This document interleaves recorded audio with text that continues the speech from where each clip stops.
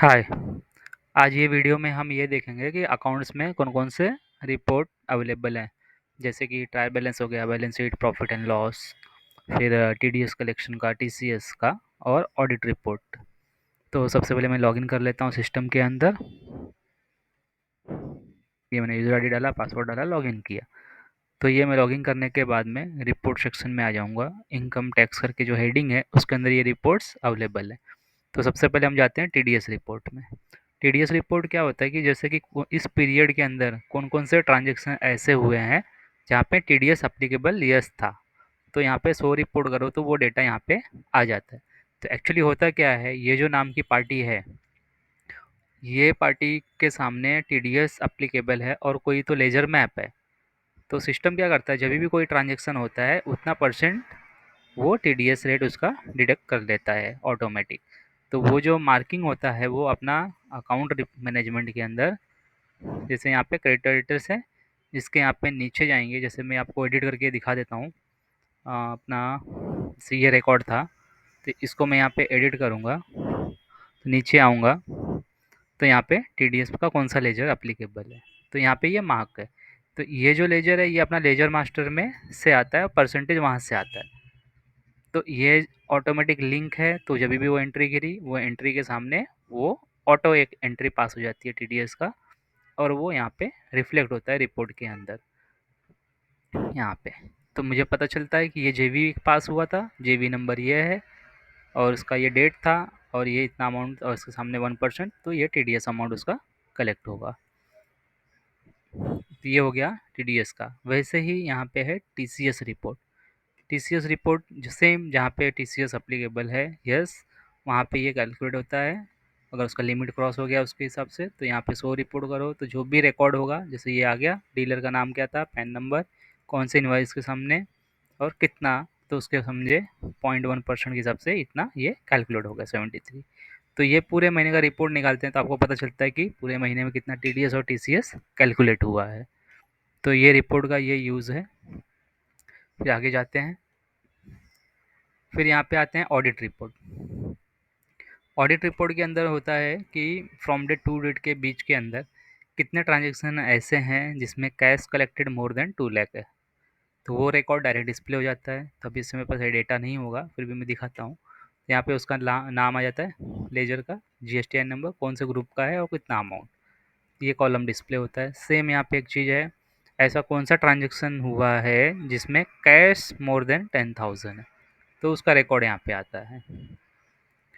फिर उसके बाद में सेम है। अच्छा, यहाँ पे जो रिकॉर्ड डिस्प्ले होता है यहाँ पे आ जाता है आपका ट्रांजेक्शन नंबर, तो आपको कौन से पेज से एंट्री हुई है, जेबी हुआ है, कॉन्ट्रा हुआ है, पेमेंट है, रिसिप्ट है, तो आपको पता चल जाता है।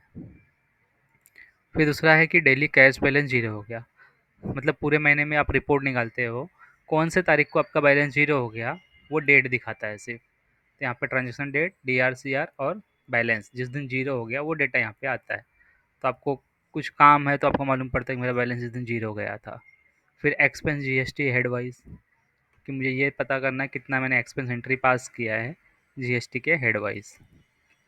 तो मैं अगर यहाँ पे इसे जूना डेट ले लूँ तो इसमें आपको डेटा दिख जाएगा यहाँ पे सो रिजल्ट। तो जैसे ये एडवर्टाइजिंग, ये एक एक्सपेंस हेड है, ये अलग अलग टाइप के एक्सपेंस हेड सब यहाँ पे आ गए, कौन से पार्टी का, कौन सा जीएसटी नंबर, उसका टैक्सेबल वैल्यू है, जीएसटी। तो आपको पता है कि इतना एक्सपेंस बुकिंग आपने किया हुआ है हेड वाइज। ठीक है। तो ये हो गया अपना ऑडिट रिपोर्ट एक बनाया हुआ है। तो हमने TDS report, TCS report, audit report देखा। अब हम जाते हैं ट्रायल बैलेंस के अंदर। ट्रायल बैलेंस है कि फ्रॉम डेट टू डेट आ गया, समरी देखना है या डिटेल देखना है, कौन से लोकेशन का डेटा देखना है। तो मैं यहाँ पे क्लिक करूँगा तो इसे ये रिपोर्ट आ गया मेरा, यहाँ पे ये हेडिंग आ गए, नीचे रिकॉर्ड्स आ गए, ये कौन से ब्रांच के लिए और कौन से पीरियड के लिए डेटा है।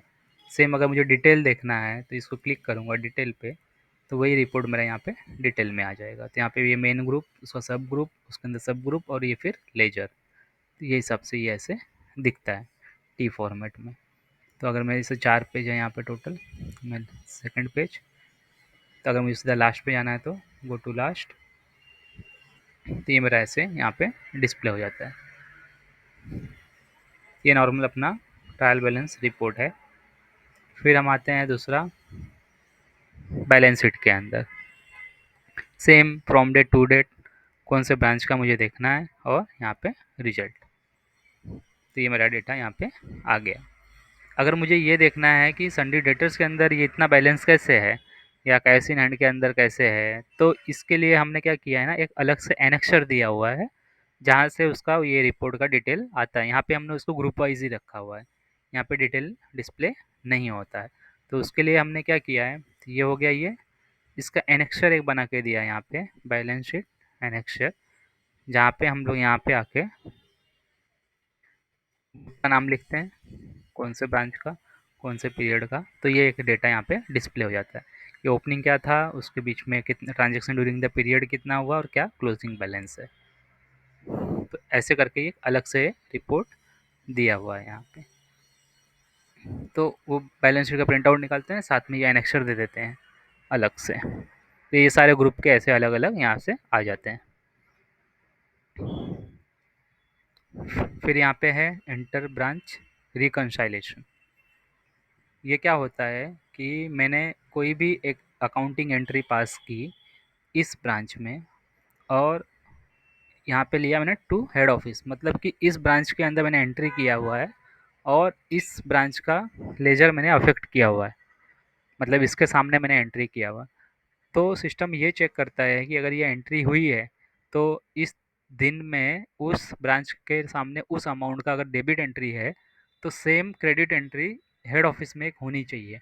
अगर नहीं हुई है तो वो एंट्री यहाँ पे रिफ्लेक्ट हो जाता है, तो यूज़र को पता चलता है कि कोई तो एंट्री मिस हुई है। तो उसके लिए एक रिपोर्ट बना के दिया हुआ है। फिर आते हैं प्रॉफिट एंड लॉस के अंदर। सेम यहाँ पे फ्रॉम डेट टू डेट, यहाँ पे आ जाएगा कौन से ब्रांच का डेटा देखना है, टाइप आ जाएगा डिटेल देखना है या समरी, समरी जैसे लिया, रिपोर्ट पे क्लिक किया तो ये यहाँ पे डेटा आ गया। अगर मुझे उसका डिटेलिंग देखना है तो अगेन यहाँ पे डिटेल करूँगा मैं, और शो रिजल्ट। तो यहाँ पे पूरा उसका अंदर का आ जाएगा, परचेस, परचेस रिटर्न, सेल्स के अंदर जो लेजर्स अफेक्टेड है, यहाँ पे क्लोजिंग बैलेंस कितना, ओपनिंग कितना था, फिर यहाँ पे जो भी उसका बैलेंस कैरी फॉरवर्ड हुआ, फिर इनकम, फिर टोटल, और यहाँ पे आ गया आपका प्रॉफिट। तो ये सबसे ये सारे अकाउंटिंग रिपोर्ट अलग से बना के दिए हुए हैं। ये जो रिपोर्ट है मतलब T D S, T C S, ये भी है, प्लस अकाउंटिंग रिपोर्ट करके मेनू है, उसमें भी डिटेलिंग है। मतलब यहाँ पे भी आप ग्रुप समरी देख सकते हो, यहाँ पे लेजर बैलेंस देख सकते हो, तो रनिंग बैलेंस, ये सब रिपोर्ट्स अलग से भी दिए हुए हैं। तो ये सेक्शन अपना बाकी था, ये वीडियो में हमने वो कवर किया। तो लगभग हमने सारे रिपोर्ट्स कवर कर लिए। तो अभी इस अब तक के लिए जितना सारा फ्लो कंप्लीटेड हो गया है, ये अपना लास्ट वीडियो था। Thank you.